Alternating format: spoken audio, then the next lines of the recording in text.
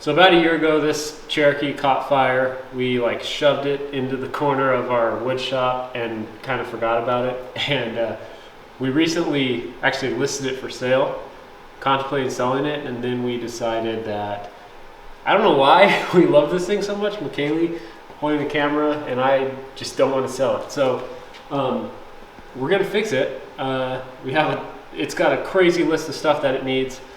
But we have a lot of cool stuff for it, and we have really good plans for it. Plus, it's a really good build already, kind of. It just has a lot of kinks that need to be worked out. First thing, so when it caught fire, it burned all the wiring for the rear lighting. Not all of it, sorry, but basically the wiring in between all the rear lighting and the switch, that all is gone. So we need to rewire all that stuff. We're gonna do that today. And then it also burned a hole in the floor pan, so I'm going to weld in some new steel. We fixed the problem. We were on some like pretty rough roads, and the exhaust was rusty right after the cat, and it broke, and it was just venting straight into the floor, and over hours and hours and hours, it eventually just smoked it. I don't know what caught on fire. I think there were some chemicals on the ground in here, like some McKaylee's deodorant, I think. And, my makeup bag spilled out. Makeup and deodorant caught on fire, which then caught the rear seat on fire, and it was just a big mess. And it was a chemical fire, so we couldn't put it out with water. Anyways, so that's the first stuff we're gonna do. And then we also have a bunch of boxes of parts that we've never even opened. We're gonna open those. There's like some frame stiffeners and some fenders. Rear lights need to be fixed. The front headlights work half the time. We got some new ones. There's a crazy vibration above 40. I think it's the tires. Fortunately, we are gonna have some new tires here next week. So before I get into the vibrations and like start looking into the drive lines and stuff, I wanna try the tires. The interior right now is completely stripped, but we have an entire aftermarket interior, every single piece and panel. So that's cool. Weld the hole in the floor. It runs rough. It might be injectors. It has really good compression. There was a bunch of injectors that came with this thing, so at least we need to believe it might be injectors. But it also came with an intake manifold, brand new one, so we're gonna throw that on there. It could have a leak. I tried to source it, but I can't. But might as well put it on. We got aftermarket headers for it. They came with it. Fenders, frame stiffeners. We are going to do the front end update to like the 97 to 02 style. We have all the parts for that. Has no stereo right now, so we're going to put a stereo in it. And that's pretty much everything to get it like functional, driving down the road and safe. Then I want to 4-link the rear. Right now it has a Toyota axle in the rear and a Dana 44 up front. They're both 6 lugs. But I kind of want to swap the axles for maybe the axles under my Gladiator right now and put tons under the Gladiator, which would be really, reliable axles for something this light. And I'd like to get some 37s for it. 4-link the rear, like I said. Hybrid exo cage. Aftermarket seats. These seats are just destroyed. Harnesses, probably new exhaust because of the rust, and then some bead locks. And it'll be a beast.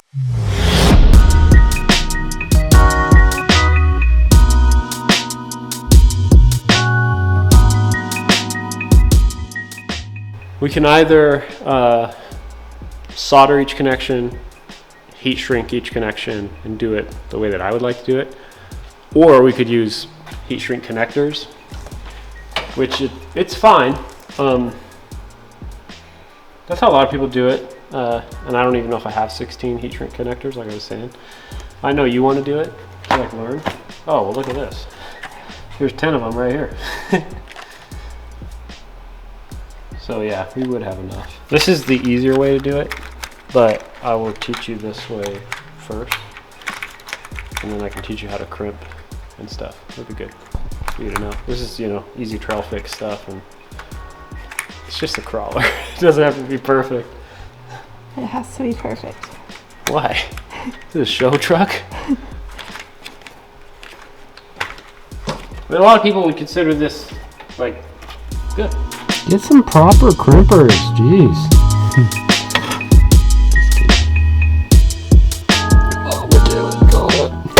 So, obviously the battery's dead. But Michaela just finished wiring up that wiring harness, and before we heat shrink it, I'm gonna see if the lights work. There is the extra wire. It's probably a ground that has nowhere to go, or no matching wire on the other side. So I'm gonna see what happens. Give it some power. That's a loud fuel pump. Headlights are on. Okay, so no lights back here. Let's see if the brake works. No, sir. About Yeah. Yep. real slow, huh? Yep. Probably low power. Cavity 15 is the taillight fuse. See how it's labeled? Yeah. So pull that one out. Should be a 15 amp. Got it? Yep. Is it blown? I think so. Really? It's broken in the Good. middle. Yeah, okay, good. Let's take a look.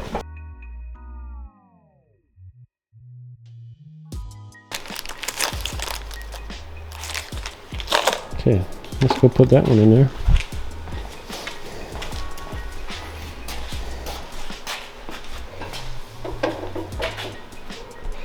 Just slide it in. Yeah.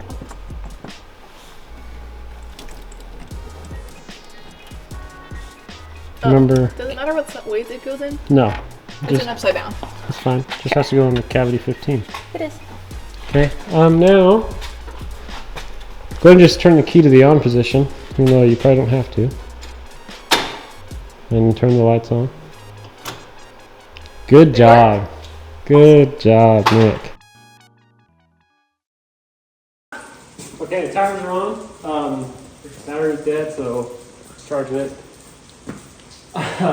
These tires have too much positive offset, so they were contacting our steering. Actually, this one wouldn't even go on. Our tie rod was hitting the wheel. So we're running 2-inch spacers in the front for now. Hopefully that's short-lived, but we're gonna test drive it. Let's see if the shake's gone. This should be a tab. Yes, per. Yes, per. Save the day. Check it. Actually, though, we've used this so much, and it's so good. And it's cheap. It's like $90. I mean, I think you can start a vehicle like 30 times.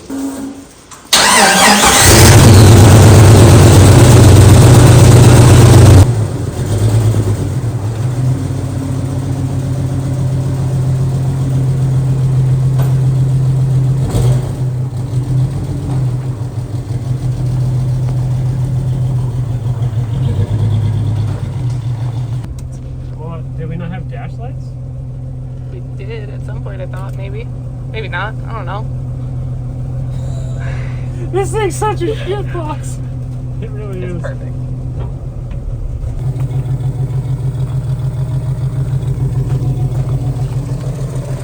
Taillights work. What did you do? They always did. Oh. You Is it brake lights that don't work? Yeah. Okay, disregard. Maybe I'll clean the dust off. I'll put it inside the door.